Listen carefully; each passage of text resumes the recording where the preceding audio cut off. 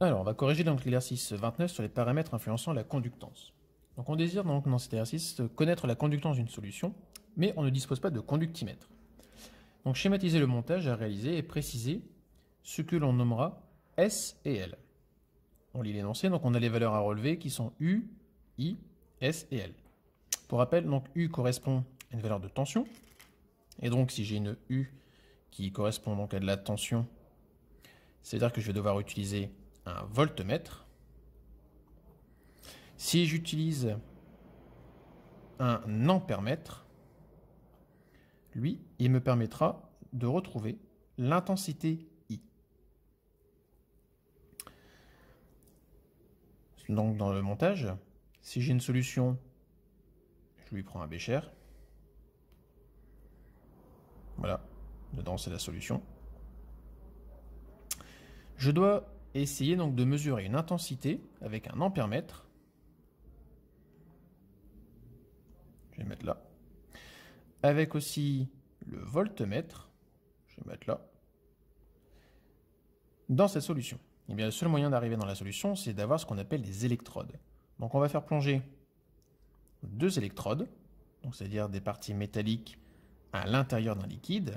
Donc ça, c'est une électrode. Où cette électrode, effectivement, n'est autre qu'une surface rectangulaire. S, c'est la partie immergée dans la solution. Et L, eh bien en fait, par rapport à la deuxième plaque, c'est la distance, L, qui sépare les deux plaques. Donc on a mis en place les éléments, maintenant il faut faire le montage correctement. Et bien en fait, pour mesurer une conductivité, pour mesurer une conductance, donc une intensité, une tension, il nous faut aussi un générateur. Et donc pour ça, on va associer donc un générateur qui sera relié comme ceci, en série avec l'ampèremètre, et on a une dérivation du voltmètre qui permet donc de mesurer la tension. Tout ça pour répondre à la première question. Deuxième question demande de calculer la valeur de la conductance G de cette solution. Alors rappelons que la conductance G, c'est l'inverse de la résistance R. Une résistance R, comme on peut le voir déjà depuis les classes de collège, c'est géré par la loi d'Ohm, U égale R fois I. Donc, si je fais une association des deux formules, j'obtiens tout simplement que G est égal à 1 divisé par, donc R serait donc égal à U divisé par I, et si je retourne la formule, c'est l'intensité que divise la tension. Donc, en utilisant donc les valeurs, on a 12 mA, donc 12 10 puissance moins 3 ampères, divisé par des volts à 1, donc on a une conductance à 12 10 puissance moins 3 Siemens. Question 3. Donc, préciser l'évolution corrigée si S doublé. Eh bien, si la surface est de plus conséquente, s'il y a plus de surface immergée, on aurait à ce moment-là donc une intensité qui augmente, une tension qui diminue, donc on a une conductance qui augmente. On pose la même condition pour savoir si la longueur doublée, donc si la longueur augmente, c'est la tension cette fois-ci qui augmente, et l'intensité qui diminue. Ce qui veut dire que notre conductance diminue si on double la longueur.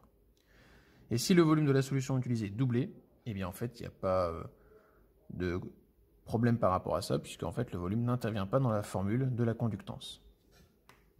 Calculer la conductivité sigma de la solution, vu que maintenant on nous a donné donc dans la formule conductance, longueur, surface. On va le mettre ici, ça devrait le faire. Sigma, donc on a donc G que nous on a calculé. On est bien en Siemens. On va multiplier par la longueur L qui vaudra donc 1 cm. Pas de problème. Divisé par une surface S qui est exprimée ici en centimètres carrés. Ça nous arrange bien. Et avec les valeurs, donc on aurait 12 10 puissance moins 3 que multiplie 1 cm divisé par 1 cm carré. On a donc 12 10 puissance moins 3. Et c'est là que les unités sont importantes. Siemens, puisque ça devient donc de la conductance, centimètre et centimètre carré par rapport à la surface. Donc on a des Siemens centimètres moins 1. Alors, avec la correction de l'exercice 37, autour donc, des ions nickel. On dispose d'une solution S1 de chlorure de nickel, donc Ni2+, 2Cl-, le tout en milieu aqueux, de concentration C1 en soluté apportée. On mesure donc on souhaite déterminer la concentration de 3 manières. Conductivité, absorbance, et par précipitation grâce à l'hydroxyde de sodium, et on en mesure la conductivité. Montrer grâce au spectre fourni que le chlorure de nickel en solution apparaît vert. Si on prend donc le spectre d'absorption qui est fourni du chlorure de nickel, on aperçoit qu'il y a un énorme pic d'absorption. Ce qui veut dire que c'est là où on va avoir donc l'absorption maximale. L'absorption maximale donc, pour une valeur de longueur d'onde, lambda, qui vaut à peu près donc, 400 nanomètres. Si on se place donc à L, lambda 400 nanomètres, 400 nanomètres, on se trouve précisément en fait, dans le violet. Et comme on fonctionne par association de longueur d'onde de couleurs complémentaires, ça veut dire que ça correspond diamétralement opposé sur le cercle chromatique à une solution verte. Déterminer donc la concentration en quantité de matière C1 obtenue par la première méthode, donc c'est-à-dire en utilisant la conductivité de la solution. On nous donne sigma. Donc, en écrivant effectivement que sigma, c'est la somme des lambda I CI. On en vient donc avec l'équation de dissolution du chlorure de nickel. Donc, que l'on aurait donc lambda de Ni2+, avec la concentration de Ni2+, plus les 2 fois, parce qu'il y a 2 ions Cl- qui se sont dissous depuis le chlore. On a donc les valeurs dans les données, du lambda de Cl-, du lambda de Ni2+. Si on résume, ça va effectivement avoir que par l'équation de dissolution, on aurait donc lambda Ni2+, plus 2 lambda Cl-, le tout que multiplie C1, puisque c'est la concentration en soluté apportée. On aurait donc C1 qui serait donc égal à sigma divisé par lambda Ni2+, plus 2 lambda Cl-.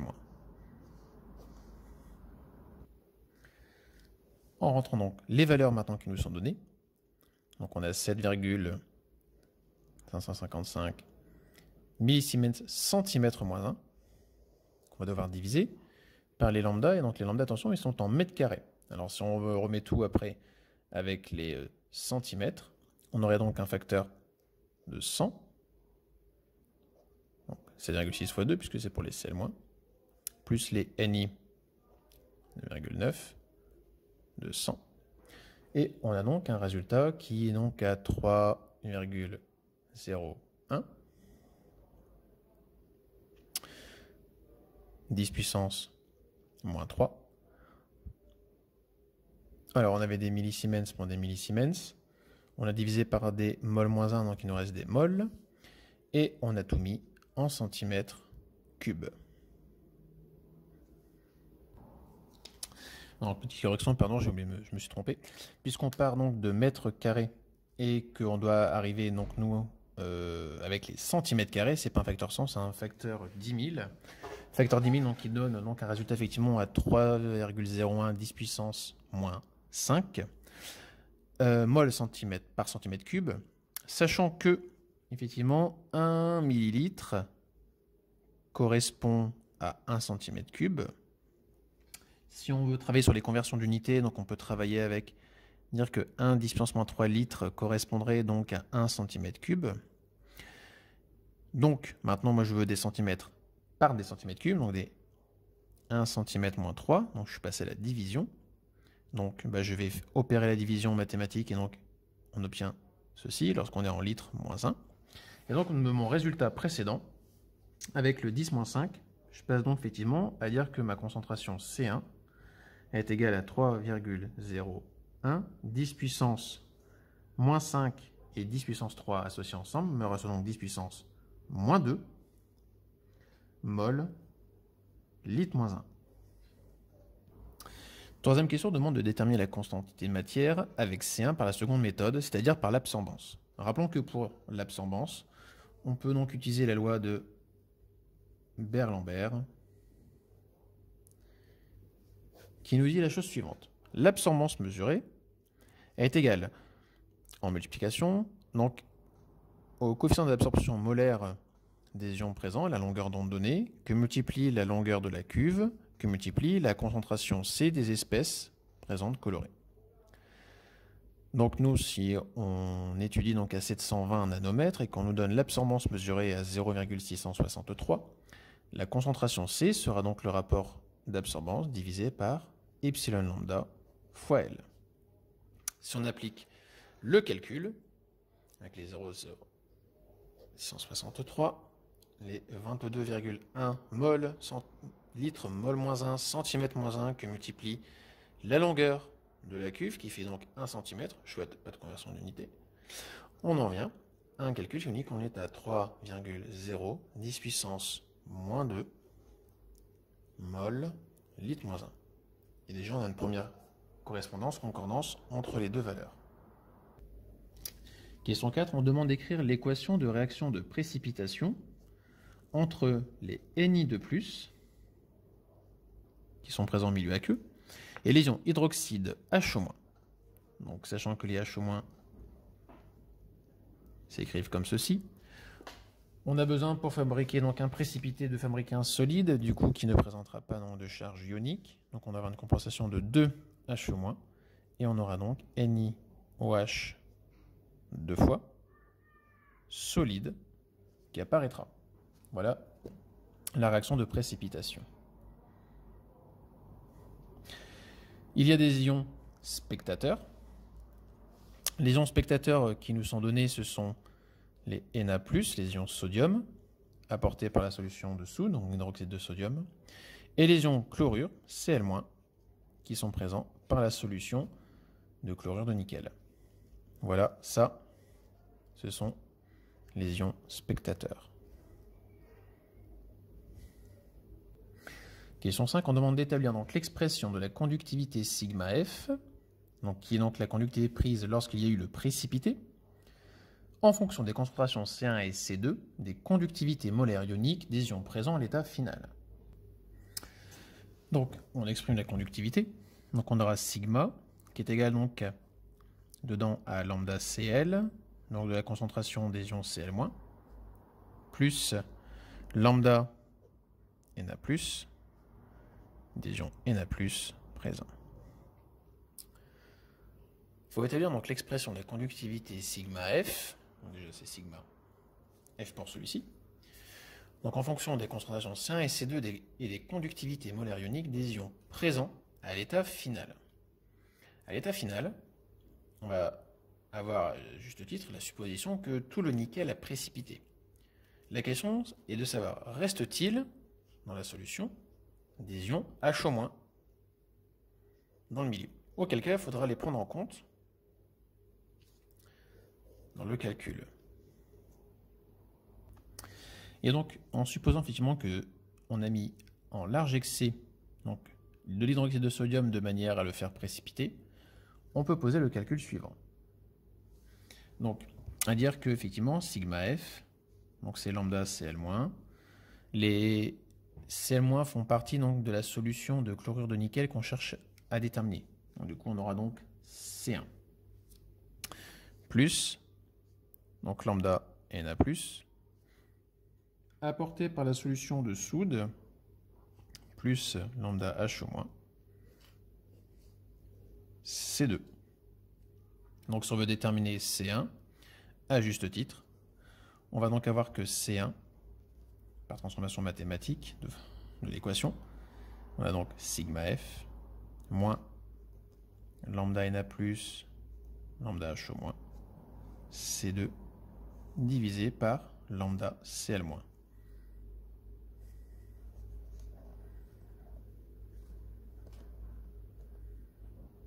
Et quand on opère les calculs, on retombe sur une valeur numérique qui vaut approximativement du 3,01 10-2 mol, litre-1. Action de l'exercice 28 sur le dosage par étalonnage. Donc on procède au dosage par étalonnage d'une solution de sulfate d'ammonium, donc avec 2NH4+, et SO4-, dont on obtient les valeurs dans le tableau suivant. Première question qui est relativement aisée. On demande de tracer la courbe d'étalonnage et d'en commenter son allure. Donc, par tableur ou bien courageusement sur papier millimétré, on obtient donc, de manière logique, un graphique, alors fait avec précision par vos soins, donc pour la conductance selon la concentration, quelque chose qui ressemble à ceci. Ce qui veut dire qu'on a donc une fonction linéaire avec une ordonnée à l'origine. On demande maintenant d'établir l'équation de la droite obtenue.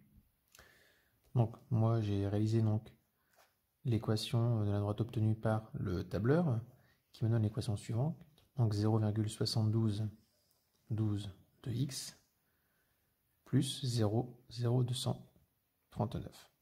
Maintenant, si on fait cette équation mathématique, qu'on l'applique correctement dans notre graphique, c'est-à-dire qu'on a donc la conductance, exprimée donc en millisiemens, égale à 0,7212 que multiplie la concentration, et elle sera donc donnée en millimoles, plus 0,239.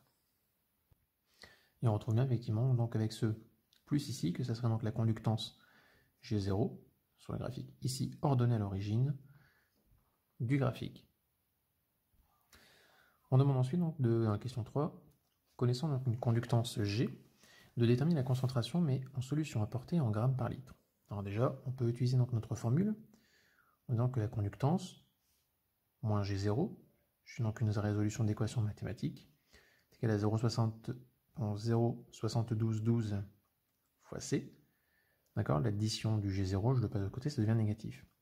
Maintenant, moi, ce qui m'intéresse, c'est de trouver la concentration. Puisque j'ai une multiplication, je passe donc avec la division, c'est-à-dire que donc c'est G moins G0 divisé par les 0,7212, et ça me donnera ma concentration. Je fais l'application numérique. L'application numérique me renvoie donc à une valeur de 1,686, mais attention, nous sommes en millimol litre-1. Or, nous le voudrait en grammes par litre.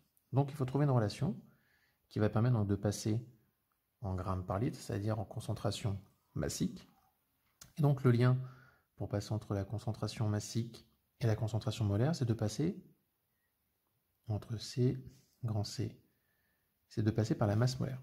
Donc, si on veut passer par la masse molaire, il existe donc la relation de dire que la concentration massique est égale à la concentration molaire que multiplie la masse molaire. Parce qu'ici, on aurait donc des moles par litre. Ici, on aurait des grammes mol moins 1. Donc, mol, resterait donc effectivement ce qu'on recherche comme unité des grammes litre moins 1. Et donc, si on fait correctement notre calcul ici, numéro 2, on obtient donc que Cm est égal à 222,72 grammes litre moins 1. Donc, correction de l'exercice 34 pour travailler sur la famille des amides avec un spectre infrarouge. Donc, on cherche un composé organique X. Donc, on connaît simplement la formule brute, c'est-à-dire du C3H7NO. Et on rappelle que la formule donc NH pour une seule bande pour NH est donnée donc en 2 bandes pour du NH2 sur un spectre d'absorption, un spectre infrarouge.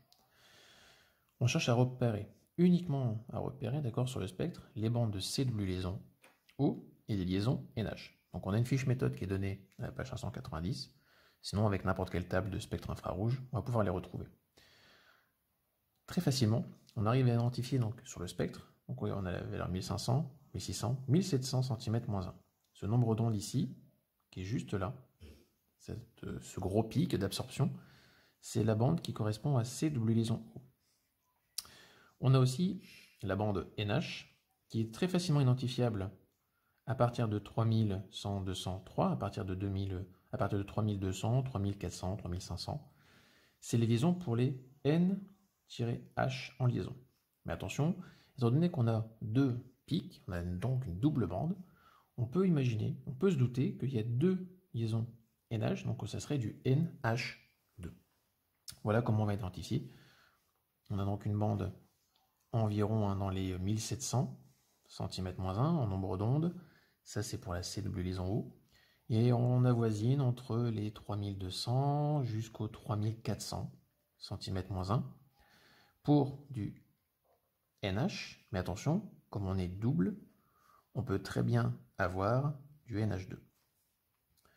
Alors pour ceux qui utilisent une autre table que celle qui est donnée dans le livre, on verra aussi effectivement que cette bande-là, elle a une autre fonction, elle permet aussi d'identifier ce qu'on appelle les liaisons OH, mais en pont hydrogène. Alors on va garder ça de côté, d'accord, vraiment parce qu'il y en a qui pourraient l'avoir sur une autre table, on en reparle un petit peu après. La question 2, donc le composé, c'est ce qu'on appelle un amide, donc il va contenir une liaison CW liaison O et une liaison avec un azote N, donc possédant la liaison NH.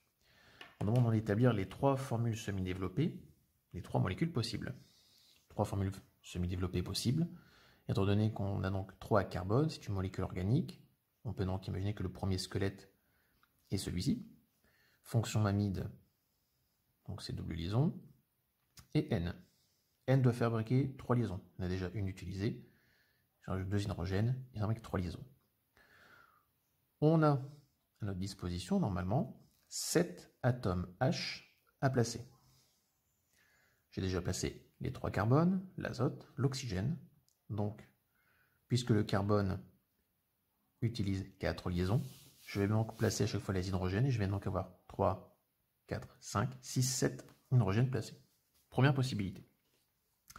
L'autre possibilité, c'est de glisser donc l'amide entre des carbones, donc d'avoir ceci, N glissé entre ce carbone et celui-là. Je garde toujours la fonction amide puisque j'ai C, O et un N ici. Maintenant, ce carbone doit bénéficier de 4 liaisons, donc je rajoute un hydrogène. Une 2 pour celui-ci, il en manque 2. Et lui, il a une 2 liaisons, donc il aurait NH. On a bien 3, 4, 5, 6, 7 hydrogènes également. Et on peut encore donc avoir comme possibilité donc d'avoir, on l'a compris, maintenant du CH3, c'est ce groupement-là qui se déplace, NH toujours en position, puisqu'on dit que ça faisait partie dans la définition de l'énoncé la présence de l'amide, et on a donc ici du CH3, ça j'ai bien 1, 2, 3 carbones, 3 et 3, 6 et 1, 7 hydrogènes, un azote, un oxygène toujours. Voilà. Parmi donc ces molécules, on cherche donc à identifier, grâce au spectre, lequel permettrait de faire le bon choix. Donc nous on a identifié la double liaison CO, on l'a partout, et on a identifié donc une liaison NH, on a partout aussi, mais on a un double. C'est-à-dire que comme on a double, préférentiellement, cette liaison double qu'on a réussi à identifier ici, c'est celle qui va nous orienter vers celui-là. Donc, ce serait l'espèce du spectre. On a aussi maintenant, si on veut conforter notre choix, ce qu'on a dit tout à l'heure sur ce pont hydrogène. Alors un pont hydrogène, c'est une liaison, d'accord, entre un oxygène et un hydrogène, mais sans que ça soit une liaison covalente. C'est une liaison électrostatique. Si on le laisse ici sur le côté, si on se faisait un nota bene, on verrait que dans une formule, on va dire un peu plus développée, d'accord, avec les doublés, un petit peu donc à la structure de Lewis, si là je place mon azote, eh bien l'azote peut avoir cette représentation-là, la partie amide. Et donc, comme il y a une proximité, une certaine proximité entre l'atome d'oxygène et l'hydrogène, ici, effectivement, on parle de ce qu'on appelle un pont hydrogène, une capacité à l'hydrogène de passer, grâce à l'interaction électrostatique, donc avec la polarité, d'être attrapé donc par les doublés de l'oxygène et de quitter ainsi donc l'azote sur lequel il est attaché. Et donc comme ce pont existe sur justement cette structure, il fait référence à ce que nous on a trouvé tout à l'heure dans une des listes, d'accord, de bandes spectrales qu'on pourrait retrouver.